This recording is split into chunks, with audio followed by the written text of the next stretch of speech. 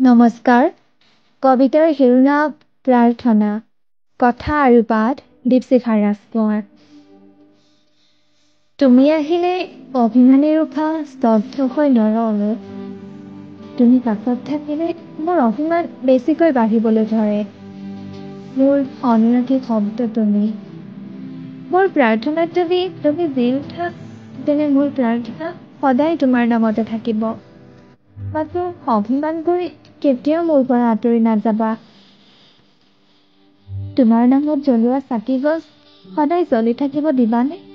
নে কেতিয়াবা অভিমান কৰি মোক ভুল বুজিবা দুঘাত জোৰ কৰি তোমাক অভিমানী হৃদয়ৰ পৰা সঁচাকৈ প্ৰাৰ্থনা জনাইছো অচিনাকি চৰাইজনী আঁতৰি নাযাবা অচিনাকি চৰাইজনী নকবি নিসংগতাৰ ক্ষণবোৰে মোক বহুত বেছি কষ্ট দিয়ে